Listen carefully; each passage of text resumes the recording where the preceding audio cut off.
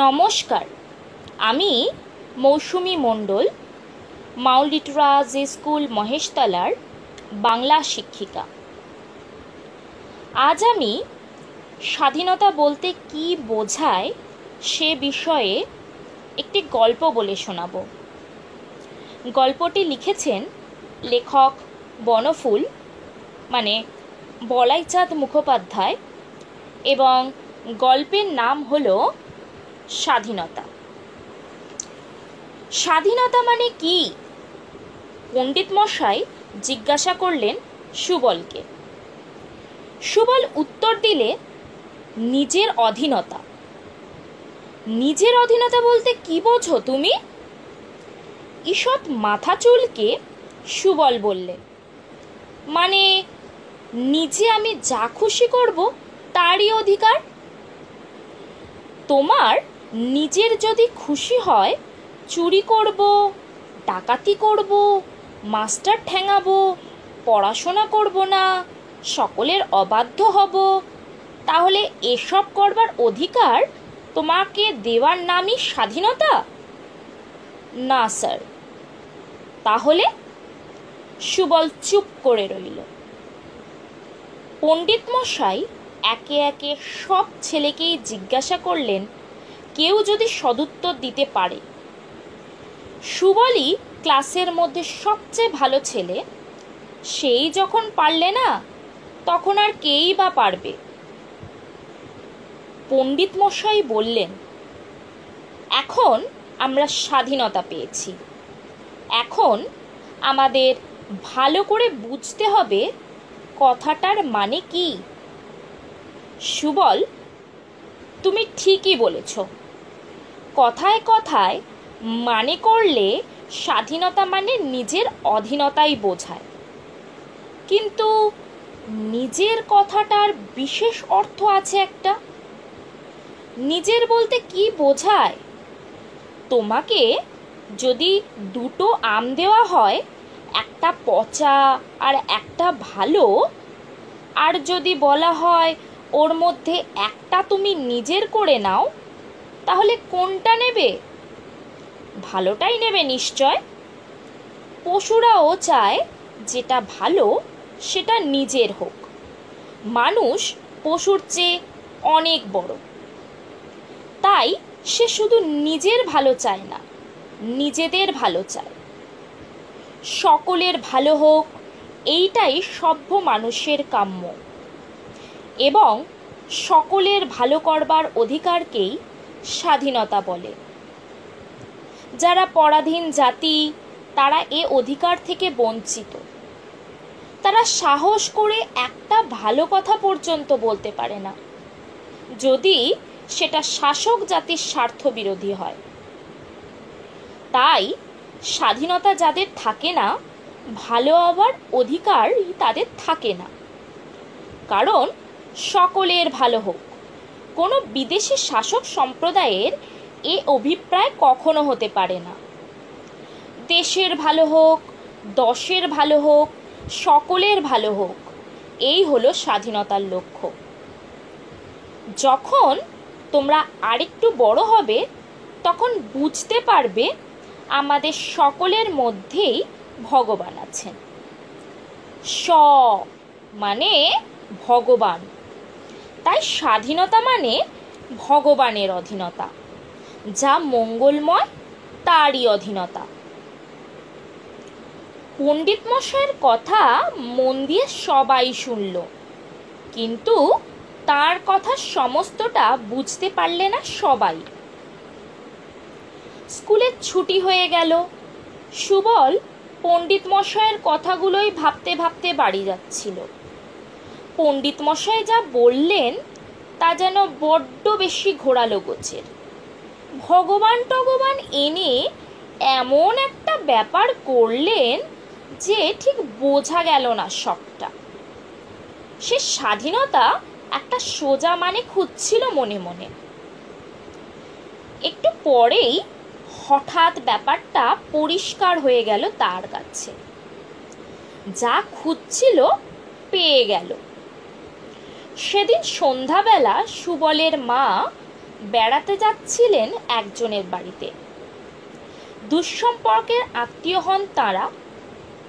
তাদের বাড়িতে কার যেন অসুখ করেছে। বেরোবার আগে মা সুবলকে বললেন, ওরে, ভাঁড়ার ঘরের তাকে দুটো আম আছে, যদি খিদে পায় তো তুই একটা নিস আর মনুকে একটা দিস। মনুও তাদের দুঃসম্পর্কের আত্মীয়, মা মরা ছেলে, তাদের আশ্রিত। মা চলে গেলেন এবং প্রায় সঙ্গে সঙ্গে খিদে পেয়ে গেল সুবলের। পড়ছিল, তড়াক করে উঠে ভাঁড়ার ঘরে চলে গেল সে। গিয়ে দেখলে দুটো আম রয়েছে বটে, কিন্তু একটা ভালো আর একটা একটু পচা। পণ্ডিত মশাইয়ের কথা মনে পড়ল। তিনি এই আমের উদাহরণই দিয়েছিলেন, যা ভালো সেটাকেই নিজের করে নেওয়া উচিত এবং সেইটে নেবার অধিকারকেই স্বাধীনতা বলে। ভ্রু কুঞ্চিত করে দাঁড়িয়ে রইল সে খানিকক্ষণ। পচা আমটা দিতে মনুকে তার একটুও ভালো লাগছিল না, কারণ ওই আমটা যদি তাকে দেওয়া হতো সে কি নিত? পরক্ষণে তার মনে হলো মনু তো তাদের আশ্রিত, সে হয়তো লজ্জায় সেটি নিয়ে নেবে, কিন্তু সেটা কি দেওয়া উচিত? পচা আমটাই সে নিজে নিল আর ভালো আমটা মনুকে দিল। একটা অদ্ভুত আনন্দে সমস্ত মনটা ভরে উঠল সুবলের। পণ্ডিত মশাইয়ের বাড়ি সুবলের বাড়ির কাছেই। এক ছুটে সে চলে গেল পণ্ডিত মশাইয়ের বাড়ি। পণ্ডিত মশাই তখন শোয়ার আয়োজন করছিলেন। পণ্ডিত মশাই, স্বাধীনতার একটা মানে খুঁজে পেয়েছি আমি, যা করলে সত্যিকারের আনন্দ পাওয়া যায়, তাই করবার অধিকারকে স্বাধীনতা বলে। সুবলের মুখ উদ্ভাসিত। পণ্ডিত মশাই হেসে বললেন, ঠিক বলেছ। আমরা তাহলে এই গল্প থেকে একটা শিক্ষা পাচ্ছি, সেটি হলো স্বাধীনতার অর্থ আনন্দের সাথে জীবনের পূর্ণতা খুঁজে পাওয়া।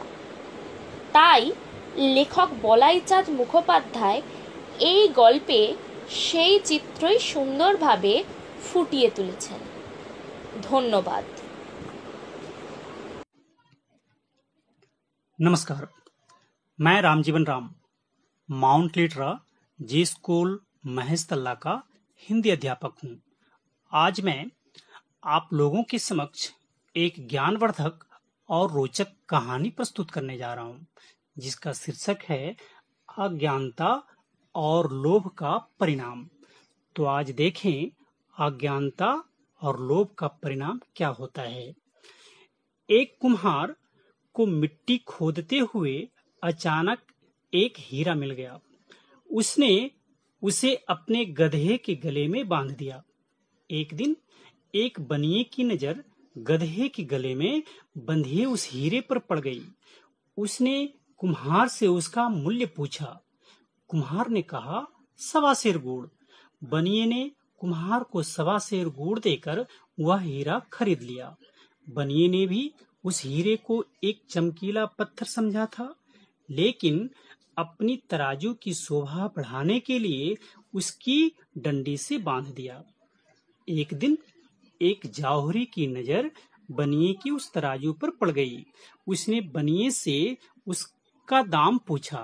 बनिए ने कहा, 5 रुपये। जौहरी कंजूस व लालची था। हीरे का मूल्य केवल 5 रुपये सुनकर समझ गया कि बनिया इस कीमती हीरे को एक साधारण पत्थर का टुकड़ा समझ रहा है। वह उससे भाव ताव करने लगा। 5 नहीं, 4 रुपये ले लो। बनिए ने मना कर दिया, क्योंकि उसने 4 रुपये का 1.25 सेर गुड़ देकर खरीदा था। जौहरी ने सोचा कि इतनी जल्दी भी क्या है, कल आकर फिर कहूंगा। यदि नहीं मानेगा तो 5 रुपये देकर खरीद लूंगा। संयोग से 2 घंटे बाद एक दूसरा जाहुरी कुछ जरूरी सामान खरीदने उसी बनिए की दुकान पर आया। तराजू पर बंधे हीरे को देखकर वह चौंक गया। उसने सामान खरीदने के बजाय उस चमकीले पत्थर का दाम पूछ लिया।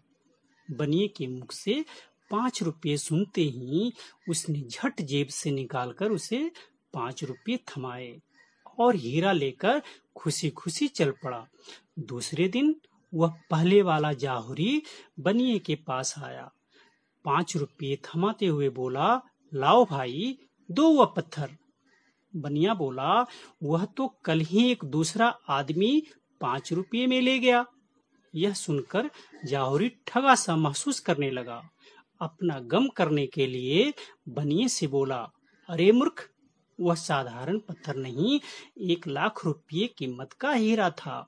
बनिया बोला, मुझसे बड़े मूर्ख तो तुम हो।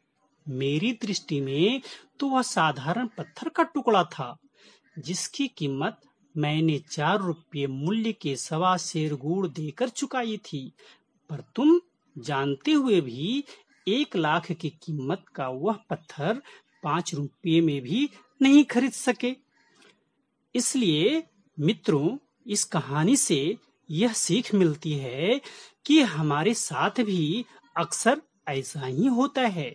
हमें हीरे रूपी सच्चे शुभ चिंतक मिलते हैं, लेकिन अज्ञानतावश पहचान नहीं कर पाते और उसकी उपेक्षा कर बैठते हैं, जैसे इस कथा में कुम्हार और बनिए ने की।